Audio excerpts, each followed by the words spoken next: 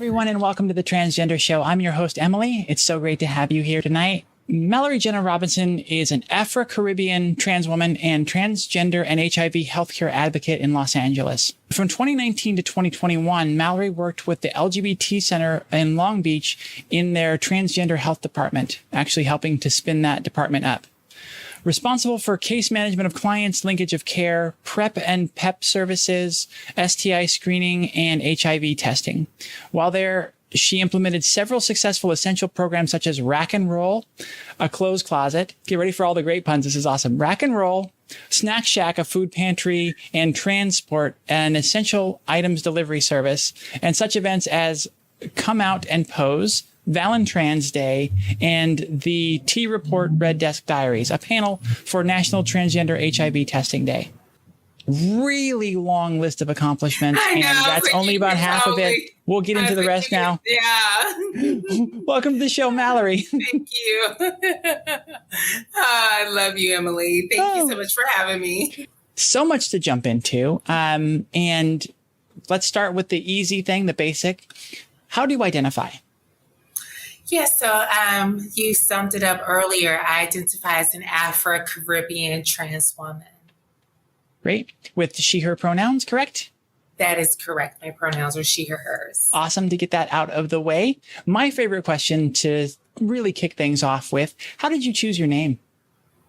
Oh my goodness. Okay. You know, and it's so rare that I ever get asked that question, but I shared it recently. So there was a girl, I was in the 4th grade. She was in the 6th grade. She was a cisgendered Black girl, and her name was Mallery Gay.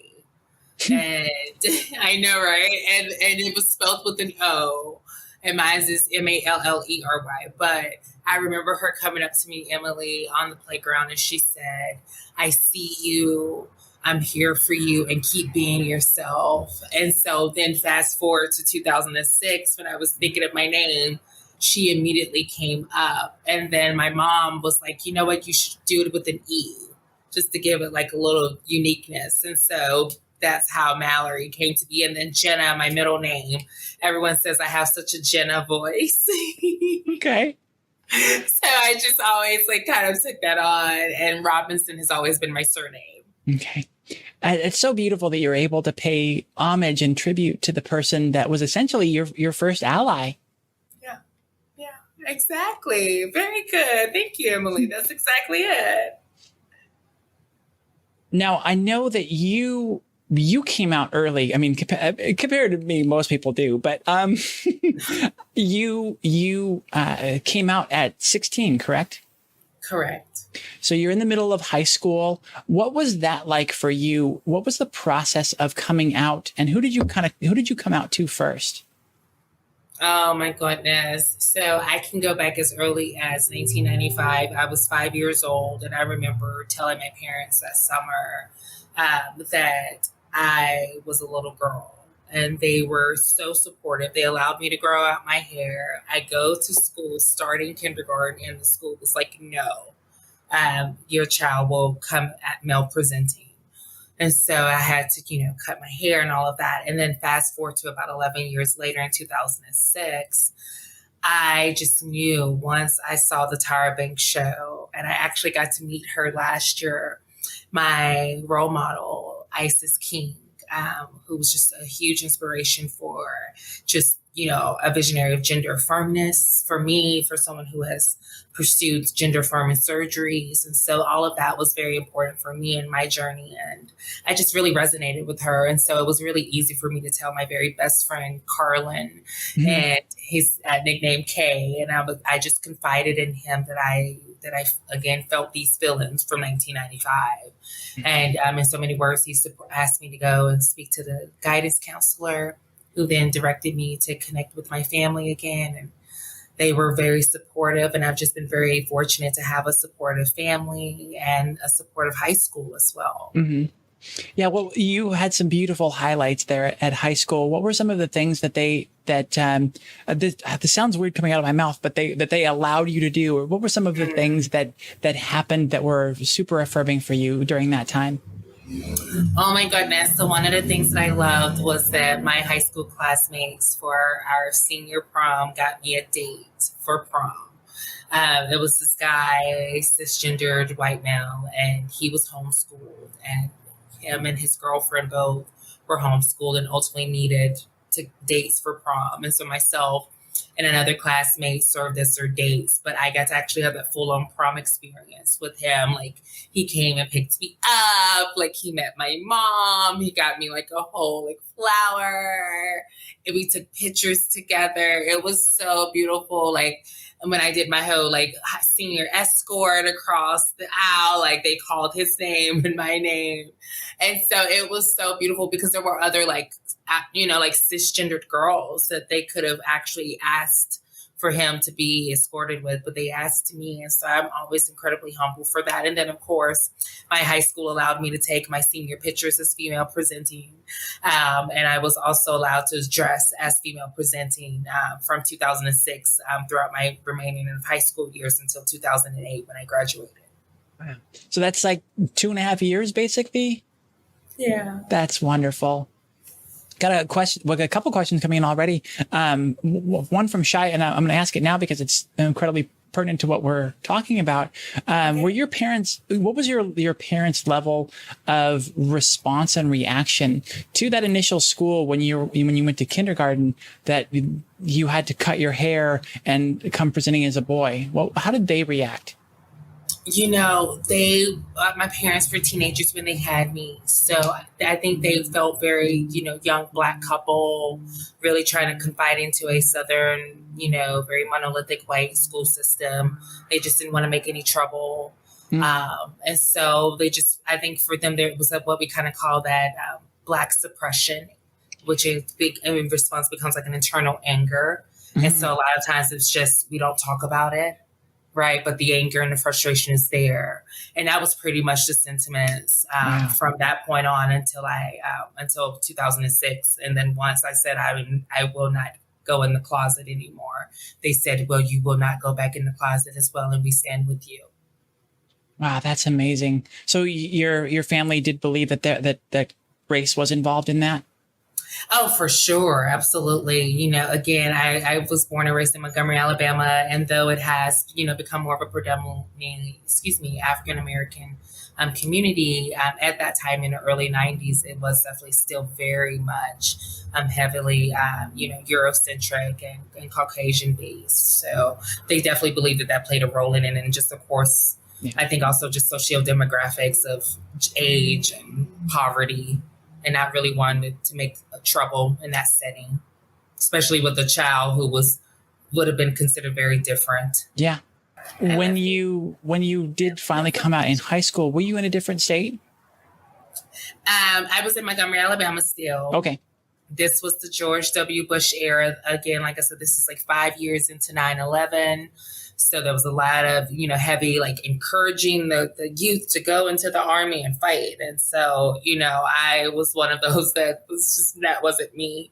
But I was, also at a magnet school. So I had to have a 4.0 or higher GPA to stay at that school. Incredibly amazing high school. Thank you for my experience. And so I think also that helped with the type of experience that I had, with the type of classmates that I had as well. So I always believe in timing and serendipity and fate. And, I don't know what my experience would have been like if I would have been at an, traditional public school. It could have been different, but I know I was at a very safe magnet-based school with students who were very open.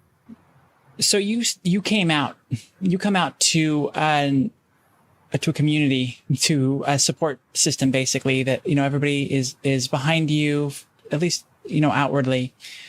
Yeah. When did you first seek to try and find other trans folks, to, a community of other trans people that were, had similar experiences? And what was your experience there? Honestly, Emily, there really was no other trans resource. Not until I turned 18, my first exposure to really that gender expansive community really stemmed from my first, queer space queer club and, seeing the performers, and some of them identified as trans women. Mm-hmm. And so seeing, their essence, and their beauty, and, it was just such a state for me of wanting to get to myself in terms of visibility and just where I wanted to be physically in my life and in my journey. So I definitely resonated with them in that regard, but certainly in terms of developing friendships, that came more in my college years when I created the first LGBTQ club at Jacksonville University. And it was called LGBTQSA. And so we actually had several trans youth who were there along with myself. And it was really great to get to meet them and build that community. And we're still friends to this day. Now, you were telling me that one of the things that you talk about yourself is that you've basically gone through everything as far as surgeries and the full trans experience, if you want to, check off everything on the menu there. When did you know the extent that you wanted to go through with all of that? And as you went through your journey, did your goals shift in any way? When I heard of Isis's story of having gender reassignment surgery, gender affirming surgery, for me, that was that, again, additional click of, yes, I want every aspect of how I feel internally to match externally.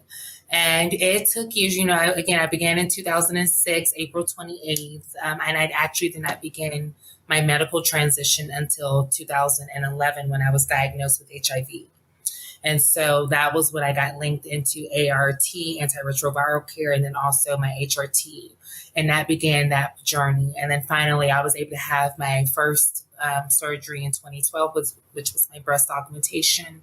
And then I had my gender reassignment surgery in Miami, Florida in 2016.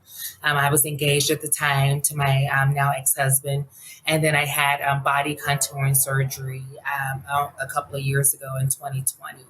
And that includes the tummy tuck, and that includes the butt lift and all of that. So, and I had that done here in Los Angeles. Okay. So those are the 3 surgeries that I have. And I feel so complete in my journey and in my skin. And for me, that's just what's the most important, is that when I truly open my eyes, everything that I've seen inside from the moment I knew who I was now matches everything that I am now and who I am now. That's beautiful. And I don't mean to put you on the spot here in any way, but I know a big thing that is a major topic in the trans experience is passing culture and the pressure to pass. Now, I think it's so prominent because it's something we all sort of have ingrained. That's what our goal is just from the start, is we just want to blend in as women. For so many of us, it's not a possibility. As someone who works a lot in trans healthcare, who has gone through the surgeries and let's put it out there, blends in as a woman pretty perfectly. What do you say to some of those folks out there that maybe don't have that, possibly don't have the money to do the surgeries, or what is sort of your take on that passing culture? Oh, it is such a culture. I mean, and everything that we do, from ballroom to, female impersonation, that passing culture is there. And it's one of those things that I think is just a level of saying that you have truly fit in with society, quote unquote, but that is not what is important. And that is one of the things that I've learned, one of the things that I tell people is that I've never had facial feminization surgery. The hormones just naturally, but that also my weight shifted and things of that nature. And so people fit into their skin the way they're supposed to when they're supposed to. And I don't think that whether, you pass or whether you don't makes you any less trans.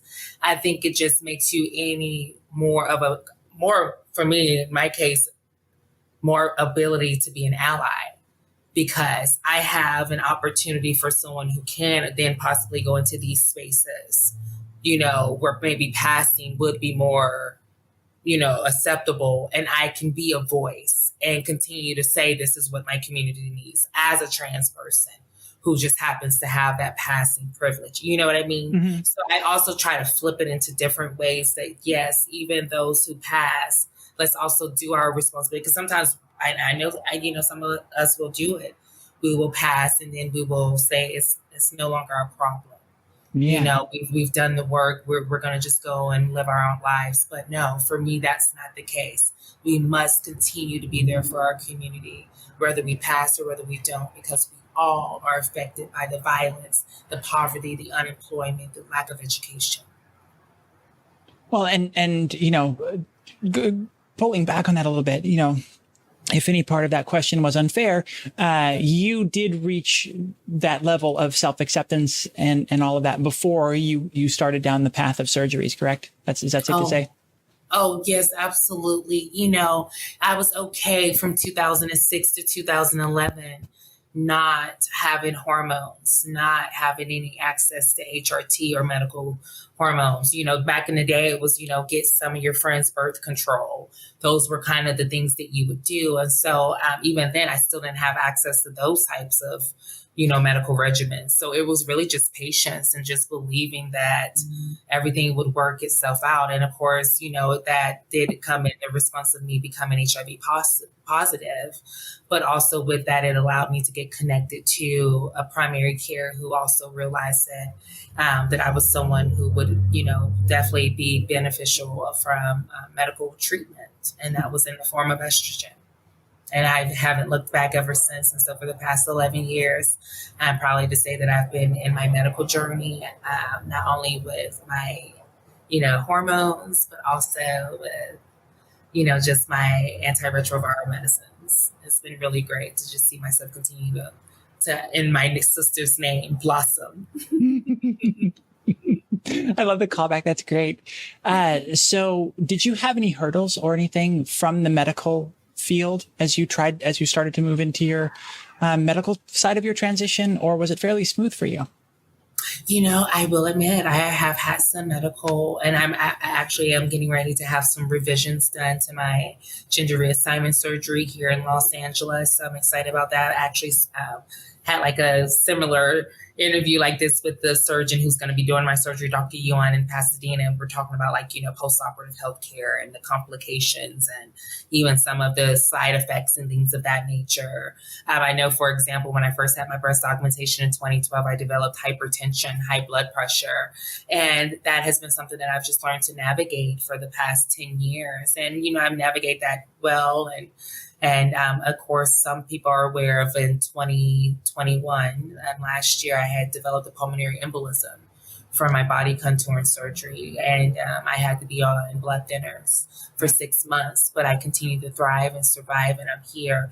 But that does not mean I regret going through my surgeries, because I am here and I am very proud of where I'm at. And, that's just part of certain people's journeys, and that's mine. Some people will never experience that, and I hope they don't. But for me, that's part of my journey, but it's also part of why I'm still here to talk about it. What forms of dysphoria did you deal with? And sort of when was the last time that you had to deal with that? Has it been a while for you?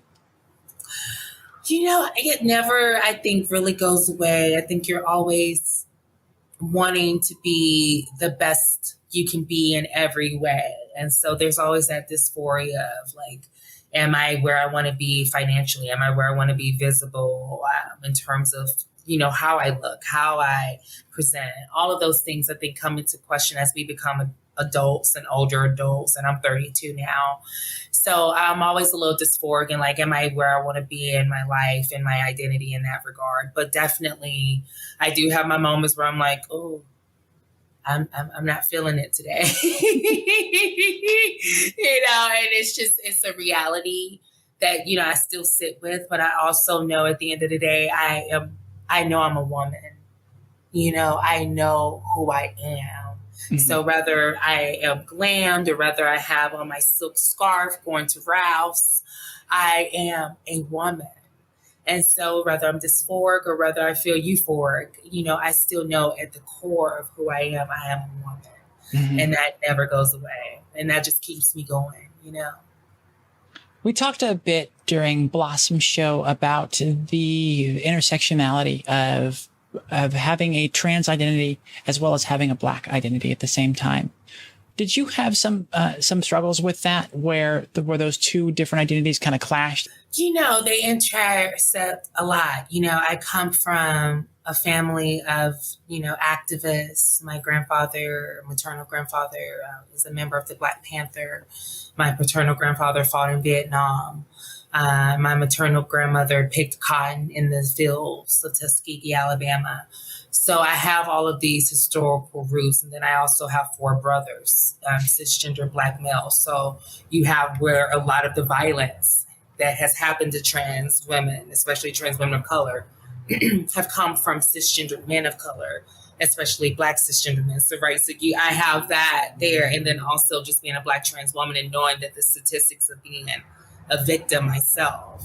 And then also the police violence that my brothers can face. So there's so many different things when we think about like race and gender identity and how that fits into being from the South, being Haitian, all of these things. What does that culturally look like? And at the end of the day, it goes back to just what I mentioned earlier about just knowing who you are and just knowing the type of people that you have in your life. I know that the type of family that I come from, yes, I have 4 cisgendered male brothers who, some of them may present what would be threatening or gangster or whatever the society may want to term it, but they would never put their hands on a trans person ever because they have a sister.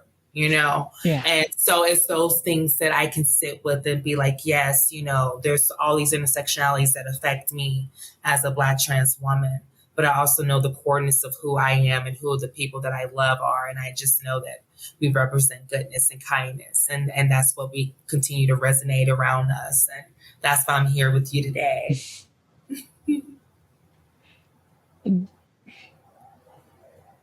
I'm tempted to ask a question, but I'm not sure. Ask it. Come on, girl. Do you have any experience into which identity is more typically in danger? The cis Black male, like especially one who might, as you say, like present a little bit tougher, a little bit rougher around the edges, versus a Black trans woman. Oh, they both are endangered species. Emily. Let's just be honest. The world would be fine if both killed each other, were killed. So, it's hard to say which one is more impacted. I know. And, I have a true crime podcast where I talk about this. It is the blunt truth. And it is one of those things that I have had to, in my own nuclear bubble of acceptance in a family that I grew up in, realizing that is not everyone's experience.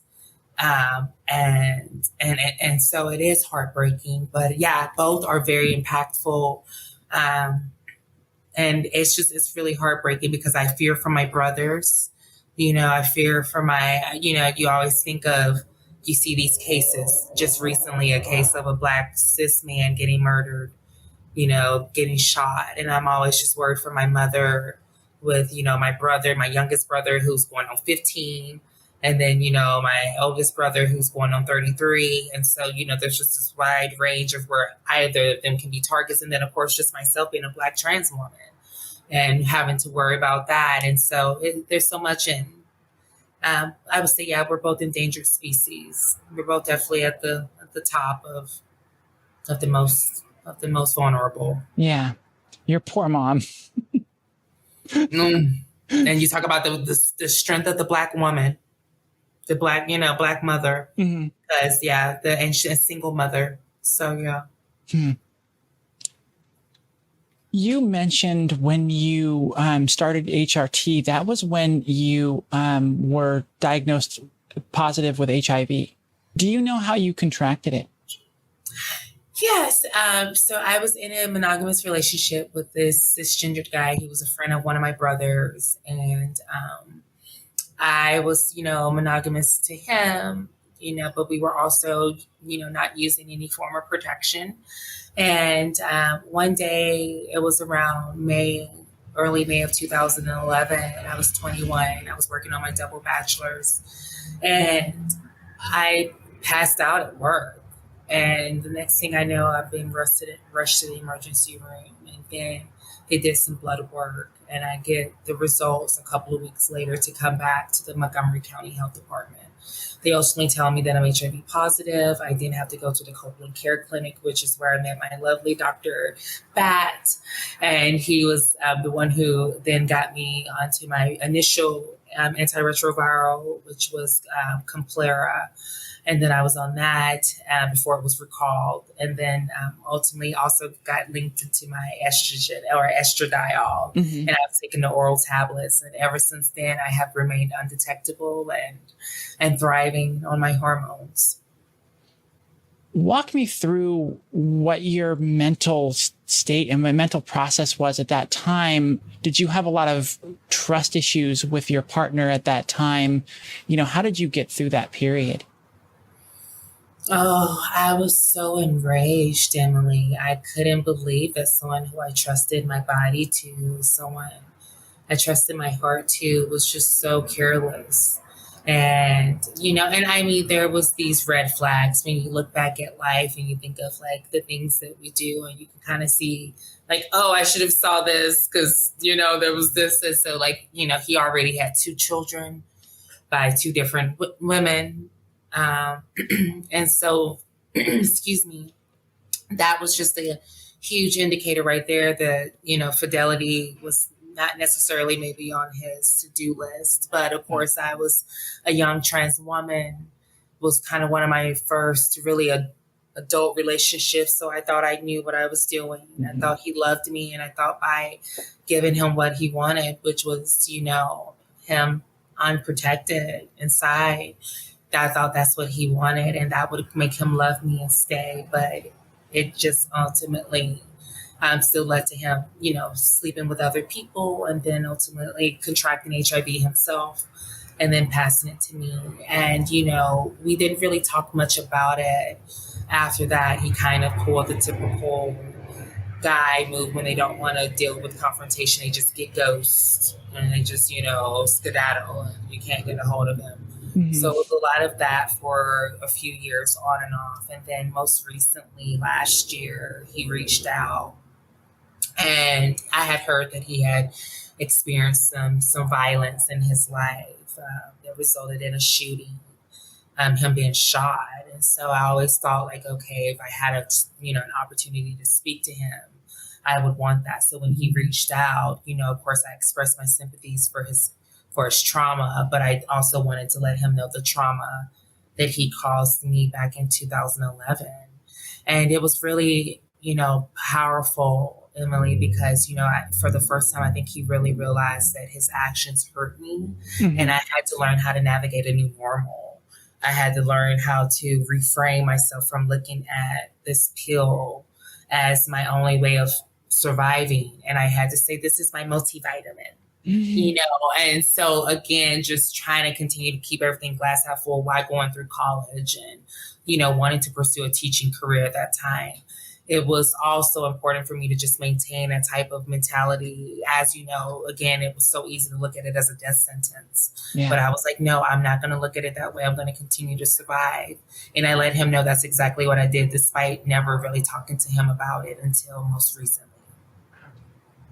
And what did that moment do for you? That chance to finally express how you were hurt and what it meant to you? Oh, it felt so good because I felt like, he finally knows that his actions hurt me. I think, it's so easy sometimes when we're young like that, when we're 20, 21, 19, and we can say, oh, we were young and dumb, quote unquote. And I was careless and reckless. And yes, all those things are true. But when it does affect someone else's life in such a way that, it could have led to trigger warning, self-harming. It could have led to so many other things that I could have, as a Black trans woman, feeling like I didn't even have resources or access at Montgomery, Alabama, of all places. Mm-hmm. I could have gave up and gave in, but I didn't. And for me to be able to tell him that, And for him to really receive that, because he had to really stay on that phone. He had to really sit there and hear that. And that to me said that he was in a place of really to grow. Mm-hmm. And maybe that was because he had a near-death experience of his own, in addition to already being HIV positive. But then I think also just realizing that, you know what, my actions have led to me hurting others, and I need to really receive this. And so again, it was a beautiful moment. It was a healing moment. And I am truly in a place of just growth from this. You mentioned having an ex-husband that I'm sure was after that time period. How much did this experience, how much did it damage your trust in others? And how did you repair that, find a way to kind of repair that, that lack of trust in others to put that faith in someone new? You know, that's a good question. I've always, seen the good in people, or as my therapist say, you have these rose-colored glasses, Mallery. I like to just, see just a world of, land of happiness and opportunity.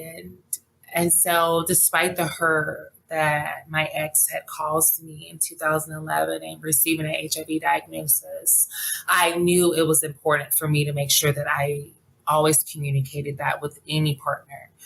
And so I graduated college in 2014 with my double BA in biology and history. And then I moved to Florida, where I began teaching middle school science and history, which is where I met my now ex-husband. And he too was an educator. He was in the Navy.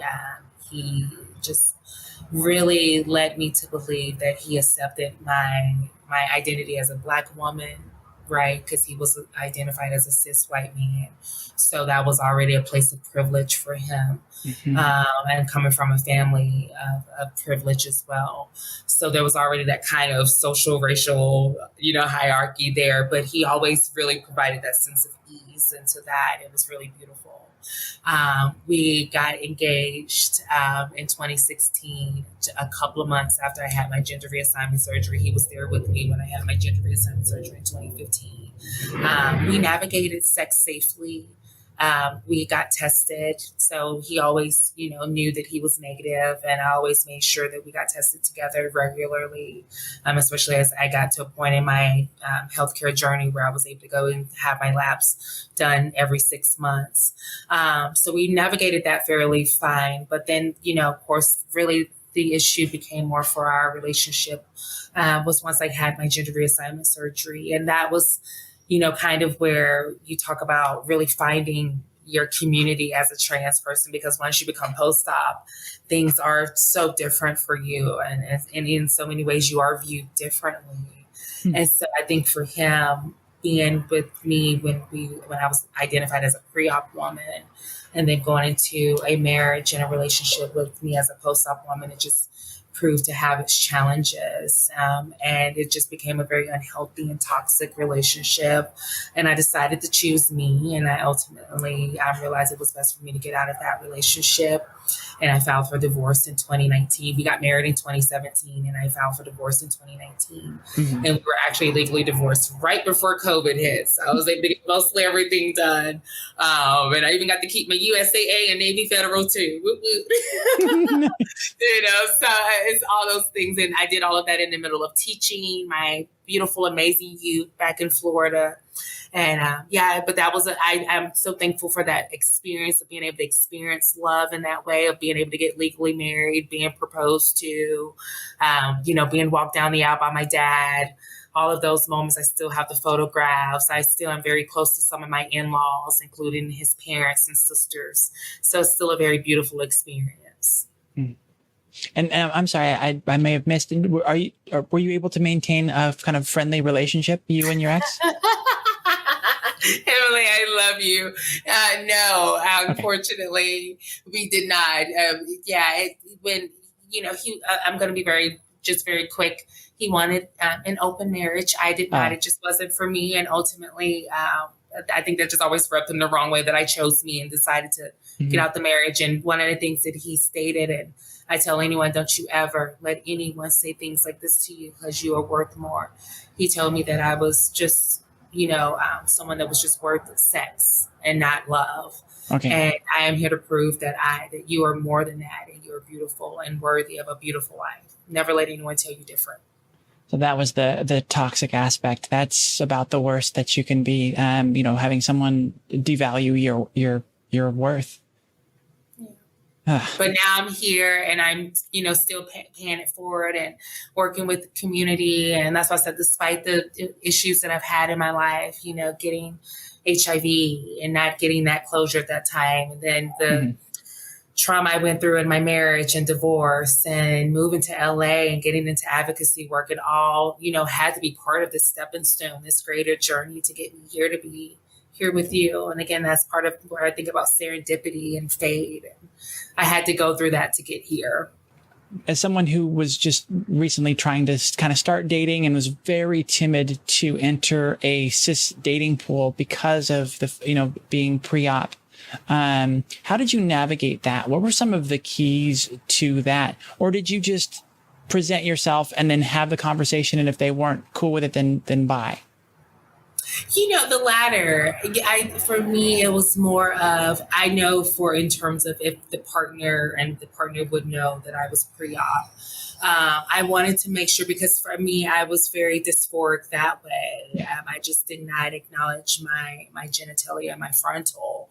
And so it was very important for me to be with a partner sexually who would also disengage with that. So that was always a key aspect for me, and just really navigating the type of relationship I would have with a cis male partner, just because I know of what I would prefer. So that was a huge preference for me. But then also just understanding that I wasn't going to be a fetish, and making sure that aspect was really that boundary. That's where we as people have to say, no. I am worthy. I do have value, and I choose me. And so, and that takes time. We grow and we learn on that. But those are the ways that I've navigated in those spaces. Mm-hmm. And do you feel that being openly pre-op trans greatly reduced your options for dating, or were you able to find a decent amount of people to have, first dates with, and kind of that initial interaction to get to the point of determining if there's chemistry? Because I feel like a lot of times we're timid and we feel like, well, no one's going to accept us. No one's going to want to date us. And so I don't want to put myself out on a dating app trying to look for cis folks, because that constant rejection, I can't take that. And that's a very common fear, and it's a very realistic fear. Each of my partners, the partner that who gave me HIV, he was a cis male. I knew him through my brother, so he knew me prior to even beginning my gender journey, and then after. So we had that prior history when we began dating. And then the partners that I did have serious relationships with them. When I say serious, I mean like they got me cars and introduced me to mama and everything. Then in the South, honey, every boy ain't taking you to meet mama. So, these relationships were, maybe a year or more.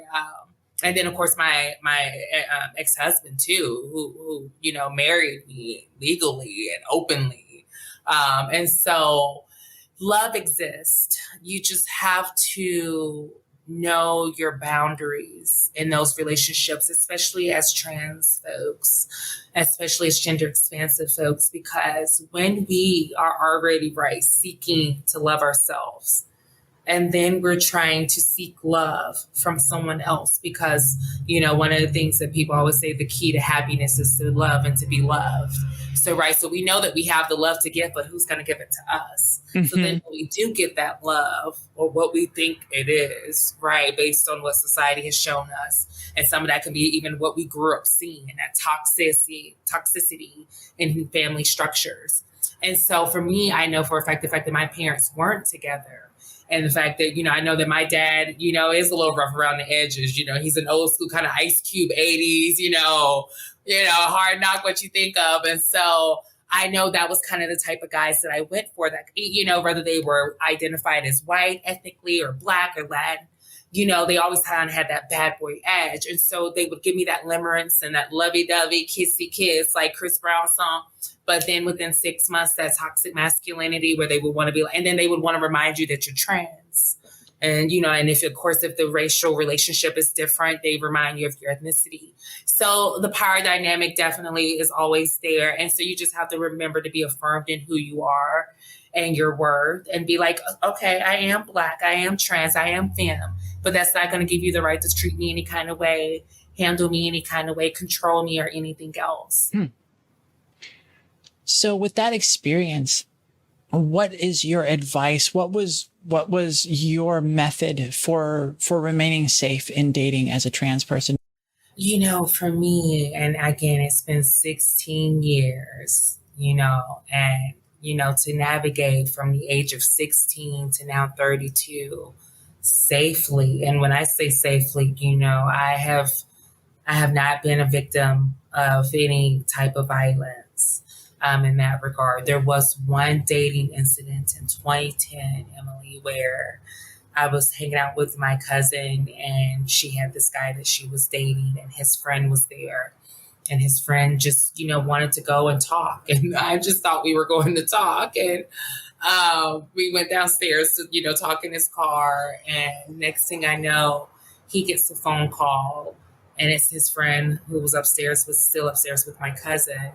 And, disclosed that I was trans. And, he was like, oh, I'm driving the car. And, I got it just a little scary. And one of the things he had said to me, he wanted me to, perform a sex act.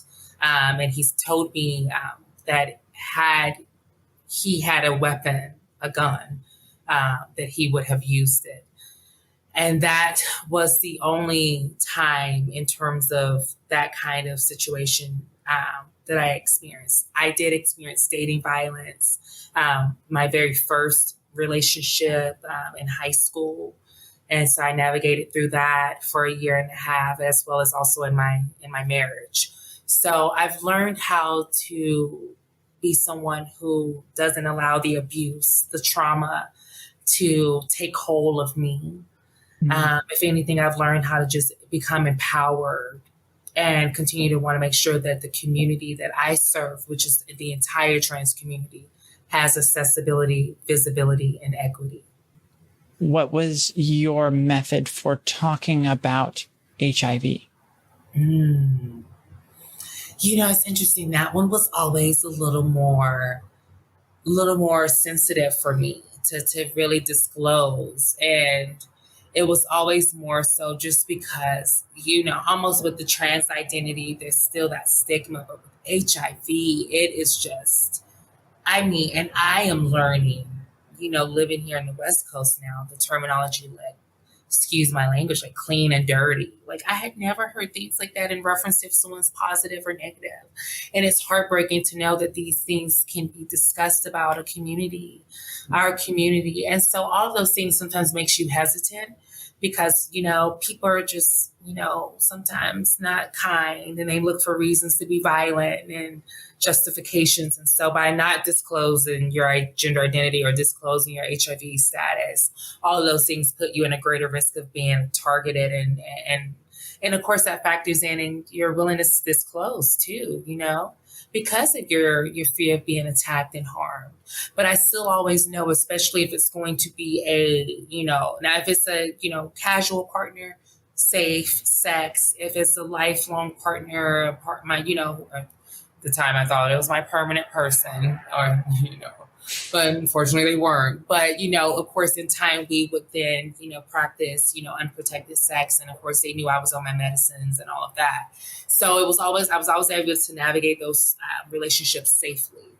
But certainly it was always hard to still have those conversations with them. They always thanked me for having them, but it was always still more difficult than disclosing that I was trans. Mm-hmm. How did being HIV positive affect your medical transition? Oh, well, you have to do so many more additional layers and hurdles of medical care. You have to go and have additional blood work done, which states that you're undetectable. You have to get letters from hematologists and just so many different additional steps that you have to do. But, again, if you're undetectable, it's fairly simple because, your blood work is going to remain the same. It's going to remain undetectable, which is really what most surgeons and primary care physicians and, specialists look for. They just want to know that your blood work and your lab work is undetectable. And so all of that is pivotal in how soon you can have your surgeries, because let's say if you get out of care, and then now your viral load is, a little high. And so now you're no longer undetectable. Now you have to worry about a potential mutation. Mm-hmm. And these are things that are really real. And I know for myself personally, I am not a fan of taking pills. Okay. And they do have like these, new injections called Capnuva that they're, opening up to the community. And I'm even looking into that myself. But again, it's really about the way that we frame it. Even if you're, someone who doesn't like to take a pill and it can get exhausting, just look at it as taking your multivitamin. Mm-hmm. Just look at it as just, make it, it's something that's just keeping you just 100% okay. And so that way there's never any troubles, especially for those who do want to have surgeries, if that's something that you want to proceed with. All of those things are so pivotal in making sure that your viral load is undetectable. Mm-hmm. So how has being HIV positive and your experiences helped and changed your experience with working with the trans community? I'm assuming that it has made you a great asset to a lot of the communities and the health services around because of that experience. Yes, it really has been such a beautiful way to connect with the community, from, again, my experience with the center in Long Beach to working at the AIDS Projects of Los Angeles, to also now working as the Community Advisory Board Coordinator at We Can Stop STDs LA. All of these roles, with being a trans woman of color who lives with HIV for now almost 11 years, that lived experience is something that I can speak on. But then navigating through that, because again, like I mentioned, I wasn't always a fan of taking pills. So I certainly had my moments where, I wasn't always the best with care, especially early on. Again, when you're younger, you do feel invincible. And when you're told you're undetectable, sometimes it's easy to just be like, okay, I'm okay for a while. I can miss a few. But that's where, you have to continue to tell yourself, no, that you're not, that's not the reality. And so, and that comes with maturity, that comes with age and wisdom and just realizing where you want to be in your healthcare journey. But all of that has been so important, and just how I have navigated my HIV journey and how I speak about that to the community and how I work along other members who are HIV positive or those who are doing HIV healthcare work and studies. All of it is so important in how it just connects, because we're really all here just trying to make sure that every community, is reduced to being exposed to HIV. Well, and, to add back to what you mentioned earlier about how, for those who maybe don't have access to healthcare in certain states, there's a video on my social media. I created like this whole video about a toolkit. And one of the things that, let's say if you are living in a state like Alabama, where I was born and raised, where there's not really a lot of gender affirming healthcare like here in California, then, if you don't have access to an electrolysis, right, that facial hair removal process, there's razors that you can use that can really help reduce razor bumps. There's at-home regimens, that are really cost-effective, like using facial soft soap, hand soap, to lather as opposed to, using shaving gel, using rub and alcohol as opposed to shaving, ointments and creams after you shave. So all of those things are just, things that you can get from the dollar store and really just keep your skin smooth and keep you that visibility that way, if that's the aesthetic that you're going for. So again, I have that video again talking about ways to still be affirmed in your journey, even if you don't necessarily have access to affirming healthcare. What are the things that you feel you've been able to accomplish because of your transition? Oh my goodness. Anything I put my mind to. The moment I knew I was Mallery Jenna Robinson, I knew how I wanted to express. I knew how I wanted to identify. I knew I always wanted to work with my community. And I knew that my life was going to somehow land in Los Angeles, California. It really is about manifesting. Life is what you make it. And despite everything, and Emily, I mean everything I have went through, I was determined to get here to this place. And I always maintained humility, kindness, gratitude, because there were people along the way, though I was shown cruelty. There were people that in the midst of that showed me so much kindness. Shout out to you, Mama D. And all of that, impacted my ability to continue to show kindness and empathy to others and pass it forward. And that's the beauty of life, is not letting those hurdles, those traumas bring you down to a place, to their level of retribution and revenge and, wanting to just hurt others. Because, baby, go live your best life, because it's out there. Just keep believing in yourself. And have you been able to maintain? I'm so excited. Have you been able to maintain that throughout your life, or did you go through periods of struggle where you were beaten down and you did have trouble trusting people and you were angry and felt defeated? Oh, yes. Oh, my goodness. Just recently, a couple of posts, one on TikTok where I just talked about the experience of being Black and trans and, from being seen as fun sexually, being made fun of, according to certain comedians. And then also just being, seen as that we're fooling people. So I really spoke about that for a minute, and it, has over 190,000 views on TikTok, because it really resonated with the community on the true hurt that we do experience, whether you're passable or not, whatever that looks like, there's still that element of trauma that goes there. And so there was that. And then just really also just sharing with the community that I was battling depression and anxiety and loneliness, battling those feelings of feeling like, am I as successful as I want to be? Am I liked? Do people like me? All of those things I think we as people do to ourselves. And so, like I tell people, pretty much what you see is what you get.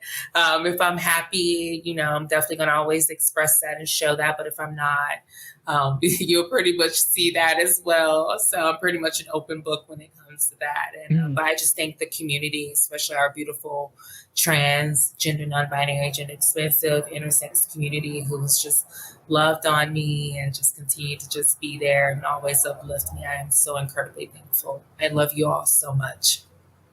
What is your favorite thing that you've learned on your journey? Either about the world, about yourself?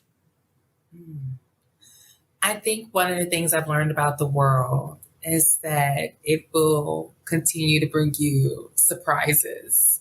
And you just have to continue to just go with those surprises, good and or bad, but just continue to go through with it. And then within myself, learning that I'm capable to continue to go through those life surprises, because sometimes, we as people could be like, this is just, too much, y'all. Like, for real, today's not the day.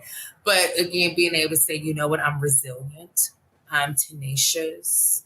All of those things continue to just push me forward. And that is one of the things I have learned on my journey, is that I am tenacious. What is the advice that you have to pass to younger closeted trans folks out there? It's going to be okay. It is going to be okay. I was 16, 2006. Some of you probably weren't even born yet. Sure, I'm just like, Lord, I realize I'm getting up there, and I'm getting up there too.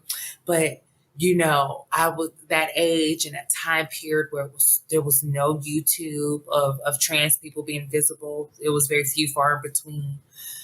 Don't give up. I knew that this day would come where our community slowly but surely would start to get more visibility and spaces and have these beautiful shows like this, thanks to Emily. So do not give up. Know that this is just the beginning to so much better. Continue to believe in yourself. Just know that you have people like myself and Emily and those who are here to love on you and be here for you. Mallery Jenna Robinson, thank you so much for coming on the show and sharing all of your journey and being what you can for the community and for our community here. We really appreciate it. Thank you so much. Thank you all for having me.